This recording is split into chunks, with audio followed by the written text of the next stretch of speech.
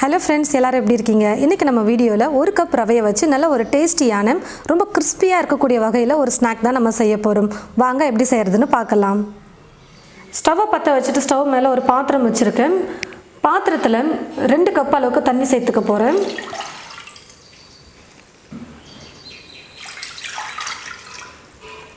எண்ணெய் 1 ஸ்பூன் சேர்த்துக்கிறேன். உப்பு கொஞ்சமாக சேர்த்துக்கிறேன். தண்ணி நல்லா கொதிக்கட்டும். தண்ணி நல்லா இது போல் கொதிச்சதுக்கப்புறமா 1/2 ஸ்பூன் சீரகம் சேர்த்துக்கிறேன். சில்லி ஃப்ளேக்ஸ் 1 ஸ்பூன் சேர்த்துக்க போகிறேன். வரமிளகாவை மிக்சியில் போட்டு நல்லா இந்த மாதிரி கொரப்பாக அரைச்சி எடுத்துக்கிட்டோம்னா போதும். இப்படி அரைச்சி எடுத்து ஒரு பாட்டிலில் நீங்கள் போட்டு வச்சுக்கிட்டிங்கன்னா நம்ம யூஸ் பண்ணுறதுக்கு ரொம்ப ஈஸியாக இருக்கும். 1 கப் ரவை சேர்த்துக்கிறேன். கொஞ்சம் கொஞ்சமாக கொட்டி நம்ம உருண்டை இல்லாமல் கிளறிக்கலாம். ரவை எந்த கப்பில் எடுக்கிறோமோ அதே கப்பில் தண்ணி சேர்த்துக்கோங்க, அப்போ தான் கரெக்டாக இருக்கும்.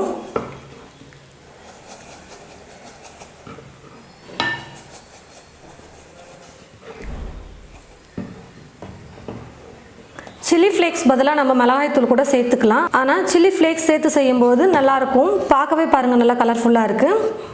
ஸ்டவ்வை மீடியம் ஃப்ளேமில் வச்சுட்டே நம்ம நல்லா குக் பண்ணிக்கலாம். அப்போ தான் ரவை நல்லா வெந்து வரும்.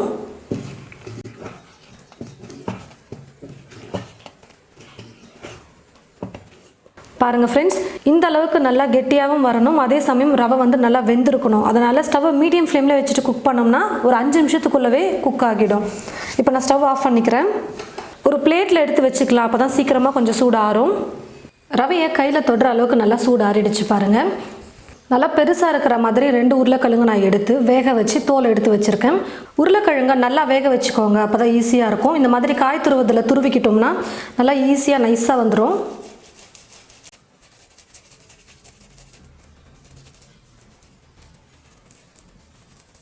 எடுத்திருந்த உருளைக்கிழங்கு எல்லாத்தையும் நான் துருவி எடுத்துக்கிட்டேன். நான் உருளைக்கிழங்கு வேக வைக்கும்போதே உப்பு சேர்த்து தான் நான் வேக வச்சேன். இருந்தாலும் கொஞ்சம் கம்மியாக தான் இருக்கும். அதனால் இப்போ கொஞ்சமாக சேர்த்துக்கிறேன். ஏற்கனவே ரவையிலையும் நம்ம சேர்த்துருக்கோம், அதனால் கொஞ்சமாக சேர்த்தா போதும்.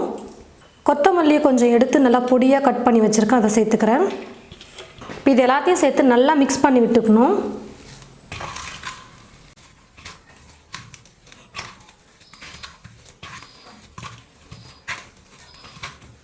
பாருங்கள் ஃப்ரெண்ட்ஸ், நல்லா மிக்ஸ் பண்ணிக்கிட்டேன். உருளைக்கிழங்கும் ரவையும் சேர்த்து நல்லா மிக்ஸ் ஆகணும், அந்தளவுக்கு நல்லா மிக்ஸ் பண்ணிவிட்டேன். உப்பு சேர்த்துருக்கிறதுனால நல்லா மிக்ஸ் பண்ணிக்கோங்க. கையில் ஒட்டாமல் இருக்கிறதுக்கு கொஞ்சம் எண்ணெயை தடவிக்கோங்க. இப்போ எடுத்தோம்னா ஒட்டாமல் நல்லா வரும். கொஞ்சம் கொஞ்சமாக எடுத்து நம்ம நல்லா உருட்டிக்கலாம். ரொம்ப இலக்கமாக இருக்கிற மாதிரி இருந்ததுன்னா நீங்கள் கொஞ்சம் அரிசி மாவு, அப்படி இல்லைனா கடலை மாவு சேர்த்துக்கலாம். சும்மா ஒரு 2-3 ஸ்பூன் சேர்த்து நம்ம மிக்ஸ் பண்ணிக்கிட்டால் போதும். இப்போ எனக்கு கரெக்டான பதத்தில் தான் இருக்குது, அதனால் நான் எதுவும் சேர்க்காமல் அப்படியே செய்கிறேன். இந்த மாதிரி நல்லா மெல்லிசாக உருட்டினதுக்கப்புறமா கத்தியில் கொஞ்சம் எண்ணெய் தடவிட்டு சின்ன சின்னதாக நம்ம கட் பண்ணி எடுத்துக்கலாம். உங்களுக்கு எந்த சைஸில் வேணுமோ அந்த சைஸுக்கு நல்லா நீளமாக கூட கட் பண்ணி எடுத்துக்கோங்க. இப்போ இதை அழகாக கொஞ்சம் உருட்டிக்கலாம். நம்ம இப்படி உருட்டும் பொழுது இந்த பக்கமும் நம்ம கொஞ்சம் தட்டிக்கணும். இப்படி தட்டி விட்டுக்கோங்க.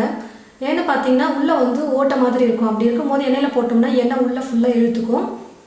அப்புறம் ஸ்நாக் ரொம்ப எண்ணெயாகிடும். இந்த பக்கமும் கொஞ்சம் இப்படி ப்ரெஸ் பண்ணிக்கிட்டிங்கன்னா ஈஸியாக இருக்கும்.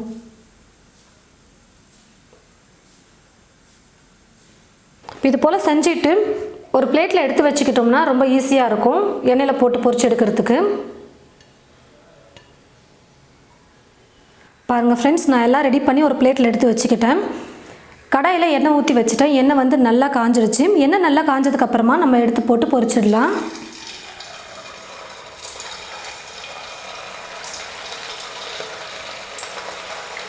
நம்ம ஏற்கனவே ரவையையும் உருளைக்கிழங்கையும் வேக வச்சு தான் எடுத்துருக்கோம். அதனால் கொஞ்சம் கலர் மாறிச்சுன்னா போதும், நம்ம எடுத்துக்கலாம். மேலே மட்டும் நல்லா பொன்னிறமாக கலர் வரட்டும்.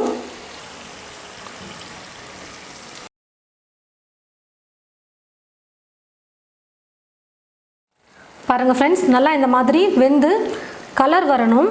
மேலே கொஞ்சம் நல்லா ப்ரௌனாக வர வரைக்கும் நம்ம குக் பண்ணால் போதும். இப்போ நான் இதை எடுத்துடுறேன். இந்த மாதிரி கரண்டி யூஸ் பண்ணி எடுத்துக்கிட்டோம்னா இருக்கிற எண்ணெய் எல்லாமே நல்லா ட்ரை ஆகி வந்துடும்.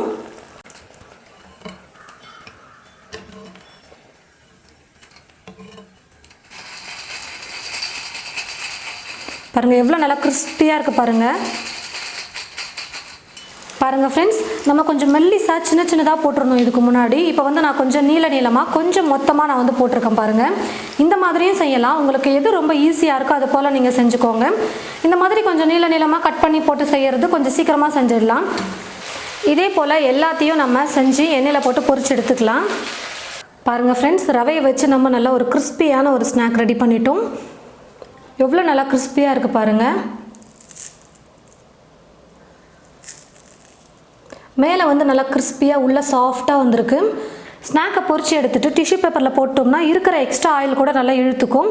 அப்போ இன்னும் எண்ணெயே இல்லாமல் நல்லா சூப்பராக இருக்கும் ஸ்நாக்ஸ் வந்து சாப்பிட்றதுக்கே. வெறுமனே இந்த ஸ்நாக்ஸை நல்லா கிறிஸ்பியாக மொறுன்னு கடிச்சு சாப்பிட்லாம். அப்படி இல்லைன்னா சாஸ் தொட்டுட்டு கூட நம்ம அழகாக சாப்பிட்லாம். நல்லா டேஸ்டியாக இருக்கும். உங்களுக்கு எந்த மாதிரி பிடிச்சிருக்கோ அந்த மாதிரி நீங்கள் சாப்பிட்டுக்கோங்க. நான் வந்து கொஞ்சம் சின்னதாக போட்டிருக்கேன். அதுக்கப்புறம் கொஞ்சம் நீளமாக கட் பண்ணி செஞ்சுருக்கேன். ரெண்டுமே நல்லா தான் வந்திருக்கு. உங்களுக்கு எந்த மாதிரி பிடிச்சிருக்கோ அந்த மாதிரி செஞ்சுக்கோங்க. நல்லா சூப்பராக கிறிஸ்பியாக வந்திருக்கு.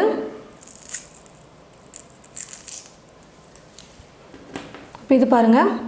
இது போல் நீங்களும் உங்களுடைய வீட்டில் ரவையை யூஸ் பண்ணி ட்ரை பண்ணி பாருங்கள். நல்லா டேஸ்டியான கிறிஸ்பியான ஒரு ஸ்நாக் வந்து நமக்கு கிடைக்கும். ட்ரை பண்ணி பார்த்துட்டு எப்படி இருக்குன்னு மறக்காமல் கமெண்ட் பாக்ஸில் வந்து கமெண்ட் பண்ணுங்கள். இந்த வீடியோவை மற்றவங்களுக்கும் ஷேர் பண்ணுங்கள். இது போல் நிறைய வீடியோஸ் பார்க்க தமிழ் ஃபுட் மசாலா சேனலை மறக்காமல் சப்ஸ்கிரைப் பண்ணி வச்சுக்கோங்க. கூடவே பக்கத்தில் இருக்கிற பெல் ஐக்கானையும் கிளிக் பண்ணிவிடுங்க. தேங்க்யூ.